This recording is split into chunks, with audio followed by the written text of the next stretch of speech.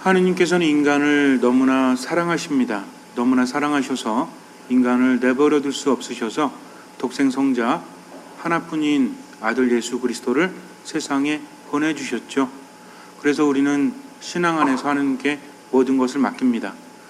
사실 믿음이라는 것은 하느님께 모든 것을 맡기고 신뢰하면서 그러면서 살아가는 것, 이렇게 요약될 수 있거든요.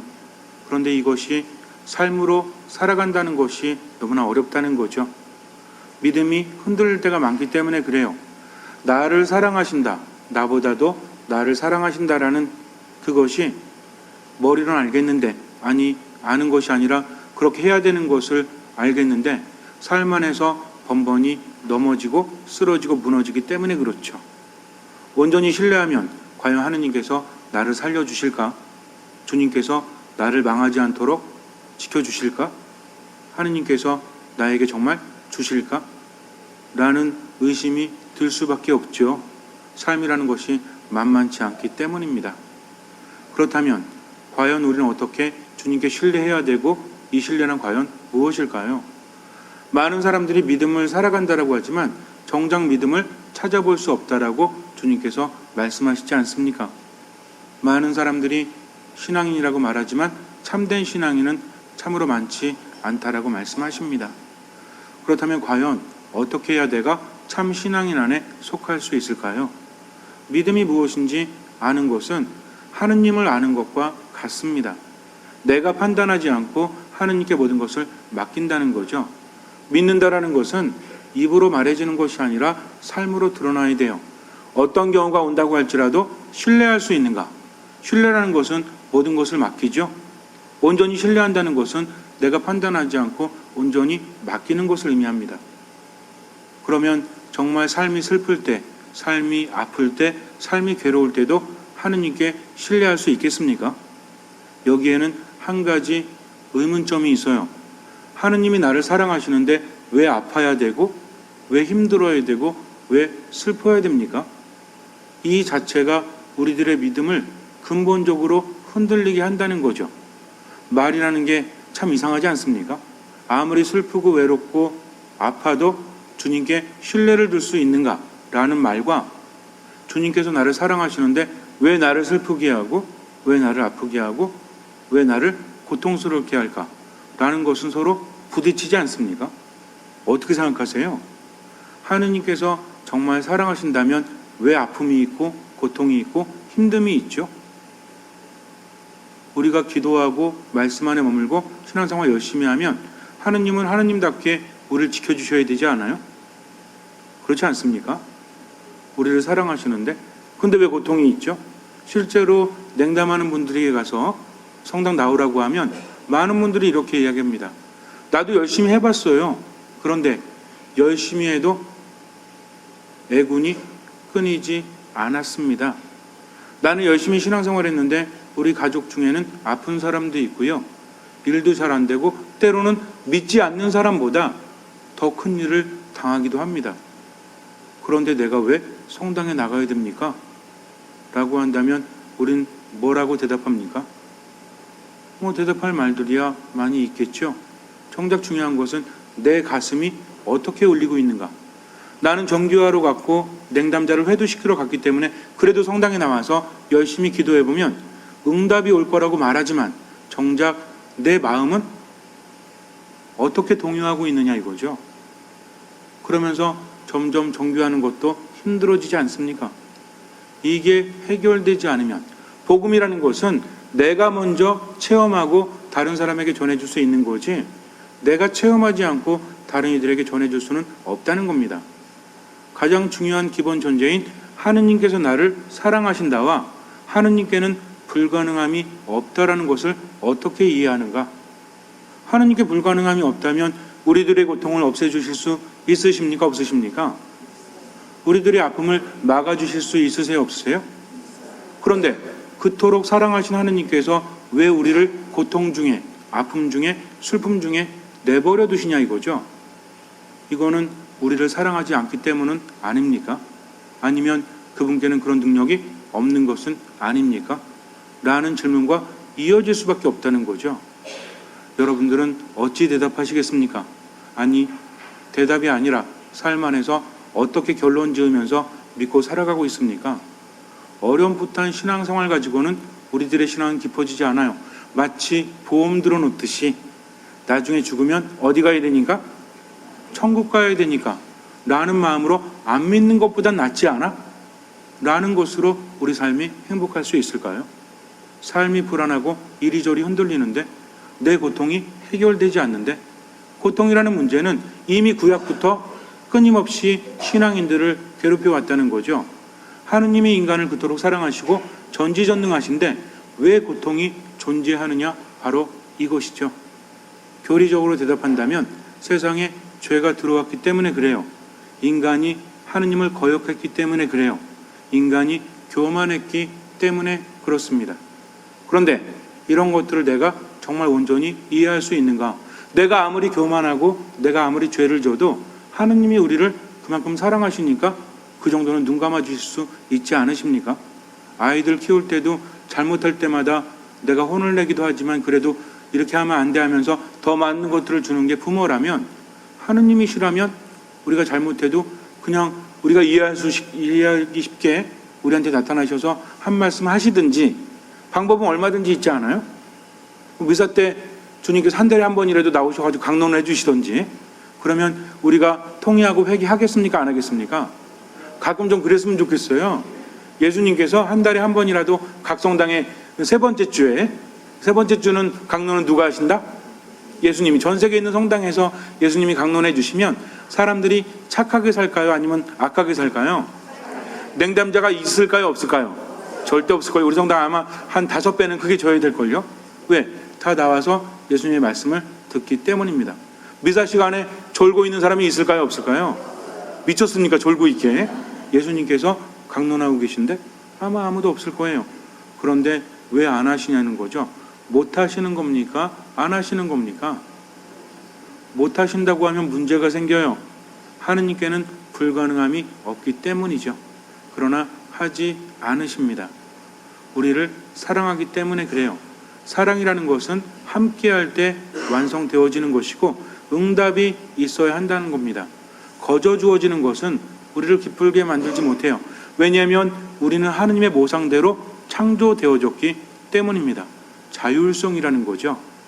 내가 선택하고 내가 좋은 것을 알고 추구해야만 얻어질 수 있는 거지, 강압적으로 내게 주어진다고 해도 그 행복은 느껴질 수 없기 때문입니다. 그래서 뭔가를 아는 것과 추구하는 것은 내가 판단해야 한다는 거죠. 끊임없이 기회를 주시고 우리가 마음을 움직이고 믿음으로 고백하면 그 믿음을 통해서 커다란 기적이 일어나고요. 이미 일어나고 있습니다. 어떤 사람은 체험하고 있고 어떤 사람은 체험하지 못할 뿐이라는 거죠. 그런데 이 기적을 체험하는 사람은 믿음이 있는 사람이요, 믿음이 있는 사람은 겸손한 사람이요, 겸손한 사람은 판단하지 않고 온전히 신뢰하면서 그분의 말씀을 실천한다는 것인데, 이것은 하나로 통합된다는 거죠. 하느님은 자유로운 분이죠. 언제 어디서 오는지 아무도 알 수 없어요. 그러나 신앙인들은 귀를 기울이기 때문에 그분의 존재를 알 수 있습니다. 그것이 바로 신앙적인 체험이라는 거죠. 무엇인가를 연구해서 아는 것이 아니라 우리는 하느님의 모상이기 때문에 귀를 기울일 수 있으면 그분의 음성을 들을 수 있고요. 삶 안에서 고통이라는 것이, 슬픔이라는 것이 다르게 보이기 시작한다는 거죠. 한번 생각해 보세요. 하느님께서 나를 사랑하시는데 왜 고통이 있고 왜 슬픔이 있고 왜 아픔이 있습니까? 라는 것을 뒤집어서 생각해 본다면, 전지전능하신 하느님께서 나를 사랑하시는데 왜 슬픔을 두려워하고 고통을 두려워하고 아픔을 두려워합니까? 라고 반문할 수 있다는 거죠. 이건 말장난이 아니에요. 하느님이 나를 사랑하신다면 슬픔 중에도 맡겨야 되지 않습니까? 슬픔이 슬픔으로 끝나지 않는다는 것을 알기 때문에 그래요. 아이들은 부모의 말을 온전히 이해하지 못합니다. 그래서 아이들과 함께 합의한다는 것은 쉽지 않아요. 아이들이 성숙하기 전에 유치원이라든지 초등학교 저학년일 때 부모가 아무리 말해도 알아들어요, 못 알아들어요? 부모하고 말할 때는 어때요? 엄마가 이렇게 시켰으니 이렇게 해야 돼. 그럼 애들이 뭐라 그래요? 네 하죠? 근데 해요? 안 합니다. 그러니까 엄마가 속상해져서, 야, 너는 엄마 그렇게 말하는데 왜 엄마 말귀를 못 알아듣니? 그러면 또 애가 뭐라 그래요? 죄송해요. 다음부터는 잘할게요. 그랬는데 또 그렇게 해요? 안 된다는 겁니다. 그러니까 일일이 설명하고 아이하고 타협하지 않아요. 해야 될 것을 시키는 것은 부모의 의무이기 때문이죠. 그러다가 아이가 성숙해지고 나중에 어른이 되면 그때서야 깨닫게 되지 않습니까? 신앙도 이와 마찬가지입니다. 내가 이해할 수 없어도 온전히 신뢰하기 때문에 따르다 보니까 나중에 체험이 되어지는 것이 바로 신앙인데, 많은 사람들이 이 체험을 거부하고 있다는 거죠. 믿음이 없으니 기적도 일어나지 않습니다.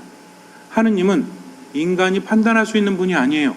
때로는 이해할 수 없어도 온전한 신뢰라는 것은 우리가 아니 하느님 계신데 왜 이렇게 고통스럽고 왜 이렇게 아프냐라고 질문하는 것이 아니라, 이 고통 속에서도 하느님께 신뢰하니까 나는 죽지 않을 거야, 하느님께서 나를 이끌어 주시겠지 하면서 신뢰하니까 고통 중에서 다른 것들을 발견하게 된다는 거죠. 어떤 섬마을이 있었습니다. 그런데 이 섬마을은 육지에서 너무나 멀리 떨어진 마을이었어요. 그런데 이 섬마을에는 나무나 식물이 자랄 수 있는 지역이 한정되어 있었습니다. 그러다 보니까 사람들이 먹을 만큼 충분한 것들을 얻을 수가 없었어요. 그래서 굉장히 빈곤하게 살았죠. 육지에 나가서 뭔가 팔 거리가 있어야 되는데 팔 것도 없어요. 그러다 보니까 너무너무 삶이 궁핍해져 갔습니다. 섬마을에서 농사 짓고 과일 따고 이것만으로도 자족할 수 있다면 좋겠지만 늘 부족했기 때문이죠. 그래서 사람들은 그렇게 풍족하게 먹지 못하고 그렇게 살았습니다. 근데 이 섬마을에는 바람이 굉장히 강했어요. 그래서 뭔가를 지어도 바람이 다 부셔버립니다. 그래서 사람들은 자기들이 살고 있는 그런 집을 넓히거나 이런 것들을 할 수가 없었어요. 바람이 너무나 심하게 불기 때문에 바람을 막으려고 칸막이를 쳐보지만 그럴 때일수록 더 큰 바람이 그 칸막이를 모두 부셔버렸습니다. 그러니 사람들이 하나둘씩 떠나기 시작했죠. 살 수가 없기 때문에. 근데 문제는 뭐였냐면 다른 데 가서도 제대로 적응을 할 수가 없었어요. 그래서 다시 돌아옵니다. 그러나 삶이 조금 더 나아지지 않았죠. 그런데 몇 년이 지났을 때 이 마을은 굉장히 부자가 되었습니다.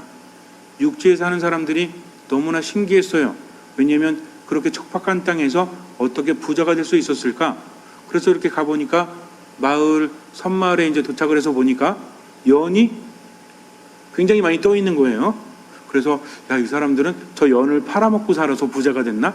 궁금하기도 하고, 그래서 가서 물어봤죠.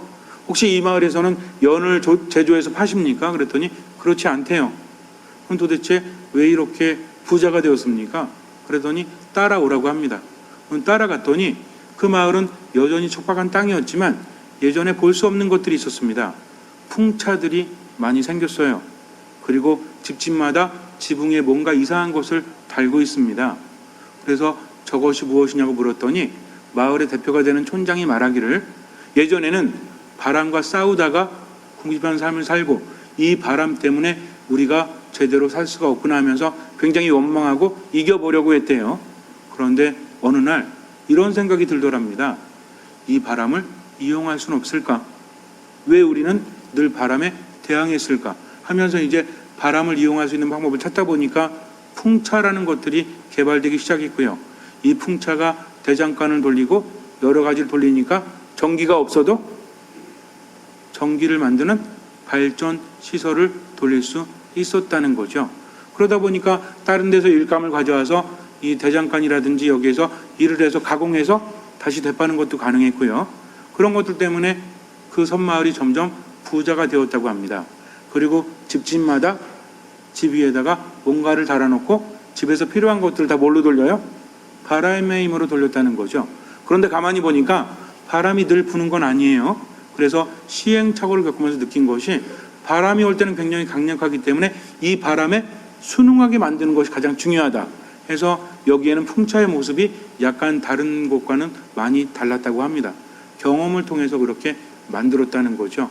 그래서 예전에는 척박한 땅에 바람이 많아서 살 수 없었지만 이제는 무엇 때문에 부유해졌습니까? 그 바람 때문에 부유해졌다는 거죠. 그때서야 사람들은 깨달을 수 있었어요. 바람이라는 것은 막는 것이 아니라 잘 이해하고 아는 것이구나. 그래서 연을 띄우는 이유는 뭐예요? 바람이 어디에서 부는지 알기 위해서, 또 바람의 세기가 얼마 정도 되는지 알기 위해서 그렇죠. 가만히 있다가 바람이 많이 불어오는 걸 연을 보면 사람들이 어디로 달려가요? 풍차로 달려가서 거기에 뭔가 시설을 확충해 놓고 일을 하겠죠. 그리고 가정마다 돌아가서 이제 그것을 작동시키겠죠. 그러다 보니까 사람들이 뭐만 쳐다봐요? 들에 나가 놀다가도 바람만 쳐다보다, 그러니까 이렇게 사람들끼리 모여 차 한잔 하다가도 연이 막 날리고 있으면 어떻게? 전부 다 뛰어가는 거죠. 그래서 일하다가 바람이 그치면 어떻게 해요? 다시 돌아와서 차 한잔 즐기고, 그러니 삶이 얼마나 행복하고 즐겁겠습니까? 이 사람들이 하는 일은 뭡니까? 굳이 힘든 일하는 것이 아니라 뭐만 잘 보면 돼? 바람만 잘 봤다가 바람만 잘 이용해도 이 사람들은 충분히 윤택한 삶을 살 수 있었다는 얘기죠. 제가 만든 얘기예요. 성령은 바람이십니다. 어디서 불어와서 어디로 가는지 알 수가 없어요. 또 위에서 태어난 사람도 바람과 같다라고 예수님께서는 말씀을 하십니다. 바람이라는 것은 인간이 느낄 수 있어도 형태를 알 수는 없죠. 가끔 이렇게 고속도로나 이렇게 달리다 보면 강풍주의 하면서 이렇게 뭐가 세워져 있어요. 그 있잖아요. 빨간 걸로 이렇게 돼가지고 바람이 어디서 부는지 알 수 있죠. 대관령이나 서해대교 같은 데 걷는다 보면 이렇게 팽팽하게 되는 것들. 근데 그것은 바람이 분다는 거 알지만 바람의 형태가 뭔지 알 수 있어요, 없어요? 없다는 것입니다. 마찬가지예요. 하느님의 성령이 어디서 어떻게 오시는지 알 수 있어요, 없어요? 알 수 없죠. 그런데 우리는 성령을 받아들이기보다는 늘 거부하면서 스스로 살려고 하지 않았습니까? 때로는요, 삶의 슬픔을 통해서 얻는 것도 있죠. 때로는 삶의 고통을 통해서 깨닫는 것도 있어요. 근데 우리는 고통이나 아픔이나 괴로움 앞에서 어떻게 하냐면, 첫째 뭐합니까? 거부하는 거죠. 난 고통이 싫어, 난 슬픔이 싫어, 난 아픔이 싫어 하니까 고통 자체에 저항하다 보니까 힘은 힘대로 떨어지고 깨닫는 건 있어요, 없어요? 없다는 거죠. 부부싸움은 맨날 합니다. 그럼 힘들어요, 안 힘들어요? 힘들죠. 근데 왜 싸우는지 생각해 보셨어요? 서로가 아프게 한다는 것만 생각하지 이 사람이 도대체 왜 그럴까 메시지를 깨닫지 못하기 때문이죠. 몸이 아픕니다. 왜 몸이 아프지? 하면서 하느님 원망하긴 해봤지만 이 몸이 아픈 것을 통해서 무엇을 바라실까는 생각해 보았습니까? 생각해 보지 않는다는 거죠. 뭔가 슬픈 일이 있고 내가 뭔가 시도하다가 그것이 잘 안 되면 하느님도 무심하시지 라고 하는데 이게 왜 안 됐을까 하면서 원인을 제대로 찾지는 못한다는 거죠. 어떤 분이 뭔가 개발을 하는데 계속 안 되더래요. 그래가지고 이분이 왜 안 될까? 내가 그렇게 열심히 신앙생활하고 열심히 기도하는데도 안 되니까 기가 막힌 거죠. 딴 사람들은 그냥 조금 개발하고도 잘 되는데 자기는 딴 사람들보다 더 열심히 해도 안 됐다는 겁니다. 그래서 왜 그런 거 봤더니 나중에서야 깨닫게 된 게 뭐냐면 자기가 실패하면서 깨닫는 노하우가 있어요, 없어요? 그래서 뭔가 요번에 만들었더니 그게 대박을 쳤대요. 왜냐하면 비슷한 게 하나도 없었기 때문입니다. 다른 상품들은 나와서 히트를 치다가 조금 지나면 다시 단점이 발견돼가지고 이게 망했대요. 근데 이 사람은 실패만 거듭하다 보니까 얻어지는 게 있어요, 없어요? 있죠. 이런 모든 것들을 보완해서 뭔가를 만들고 나니까 그때서야 주님께서는 이렇게 나를 실패로서 인도하셨구나 라고 생각을 할 수 있었다고 합니다. 근데 그 당시에는 알아요, 몰라요? 모른다는 거죠. 우리들의 아픔이나 슬픔이 있다고 할지라도 거기에 대해서 어떻게 대응하고 있는가. 아래로부터 난 사람들은 어떻게 대응해요? 인간적인 방식으로 거부하고 분노하고 그에 대해서 받아들이려고 하지 않지만 신앙 있는 사람 무엇 때문에? 하나님에 대한 전적인 신뢰 때문에 주님께서 이렇게 허락하시는 데는 이유가 있겠지. 고통을 주시는 건 아닙니다. 그러나 고통 가운데 나를 내버려 두시는 데는 이유가 있어요, 없어요? 있다는 거죠. 이걸 믿고 새로운 눈으로 고통에 접근하는 사람은 다른 것도 얻어낼 수 있다는 겁니다. 근데 그렇지 않으면요, 맨날 똑같아. 고통당하다가 널브러졌다가 일어났다가, 근데 가만히 보면 남들은 다 아는데 자기만 몰라. 우리 주변에 그런 사람 있어요, 없어요? 삶 더럽게 힘들대. 근데 우리는 알아요, 몰라요? 어떤 사람이 맨날 사람들과 대인관계가 안 좋아. 그러면서 누구 탓만 해요? 남 탓만 하죠. 근데 우리 알아요, 몰라요? 그 탓이 누구한테 있는지? 누구만 몰라? 본인만 몰라, 본인만 몰라. 그러니 다시 한번 생각해 본다면 오히려 거기서 더 많은 것들을 얻을 수 있지 않겠습니까? 하느님께 신뢰를 두신다면 고통이나 아픔을 보는 시야도 달라져야 돼요. 하느님께서 나를 사랑하시는데 왜 이런 일이 일어나지가 아니라 무엇입니까? 이 와중에도 하느님이 나를 사랑하시니까 분명히 이끌어 주실 거야 하면서 힘내서 살아가는 사람은 하느님을 체험하게 된다는 거죠. 여러분들의 신앙 안에는 연이 있어요, 없어요? 늘 띄워놓고 계십니까? 어디 있어요, 연이? 기도 안에 있고 말씀 안에 있죠. 어느 날 말씀을 묵상하다가 감이 올 때가 있어요, 없어요? 맨날 읽고 또 읽고 읽었던 말씀인데 갑자기 느껴질 때가 있죠. 그때 이 말씀이 이거구나 하면서 깨달음이 옵니까, 안 옵니까? 미사 때도 마찬가지입니다. 늘 똑같은 미사 같지만 어쩔 때 정말 내가 성당에 와서 무릎을 꿇고 장기하면서 기도할 수 있음에 깨달음이 올 때가 있죠. 그렇지 않습니까? 주님께서 여러분과 함께라는 인사가 옛날엔 별거 아니었는데 주님께서 나와 함께 공식적으로 여러분과 함께 있기를 사제가 축복하는 거죠. 얼마나 대단한 기도입니까? 그러니까 가슴이 설레일 수밖에 없죠. 하늘에 계신 우리 아버지, 내가 주님의 기도를 수없이 했죠. 그런데 어느 날 하늘에 계신 우리 아버지, 아무한테나 아버지라고 그래요? 지나가다가 아저씨가 마음에 들어. 아버지, 그럼 뭐라고 그래요? 미쳤나? 그러나 내가 아버지라고 부를 수 있는 분이 어디 계십니까? 하늘에 계신 전능하신 분이 내 아버지신데 얼마나 가슴이 뿌듯해집니까? 근데 우리는 하나님의 심판자 내지는 나하고 상관없는 분 이렇게 알고 있었잖아요. 근데 그분은 나의 뭐다? 아빠라니까요. 나의 아버지라니까요. 그러면 내가 걱정할 필요가 있어요, 없어요? 걱정할 필요 없고 온전히 맡기면 되지 않습니까? 그러니까 주님의 기도 한 번을 하더라도 깨달음이 온다면 그 깨달음이 바로 내가 하느님을 체험하는 것이요, 내가 신앙의 연을 띄어놨기 때문에 그렇다는 거죠.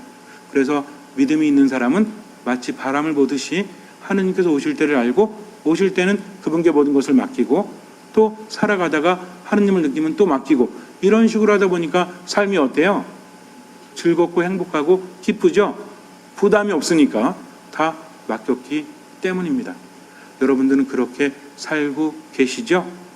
앞으로도 그렇게 살아가세요. 그래서 기도의 연을 띄우시고 말씀의 연을 띄우시고 미사의 연을 띄우신다면 분명히 그분의 오심을 깨달을 수 있습니다. 근데 연도 띄우지 않으면 바람이 어디서 오는지 알 수가 없어요. 기도하지 않으면, 말씀 안에 머물지 않으면, 미사 안에 머물지 않으면 도저히 알 수가 없다는 겁니다. 그래서 제가 볼 거예요. 앞으로는 그 연을 띄워놓은 분들은 표정이 어떻겠어요? 지금 여기 있는 분들처럼 표정이 밝겠죠? 왜?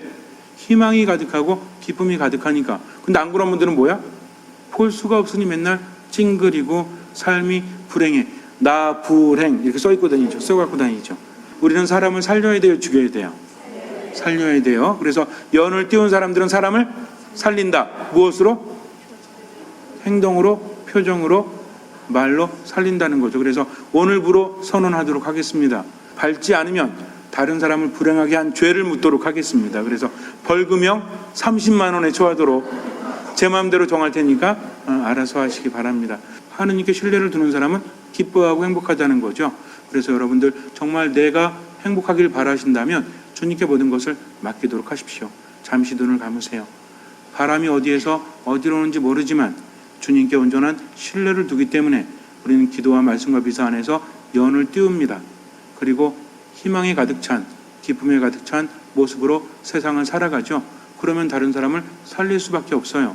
온전히 맡기고 그렇게 살아가십시오. 주님께서는 그 믿음을 보시고 우리 삶에 놀라운 기적을 일으켜 주실 것입니다. 아멘.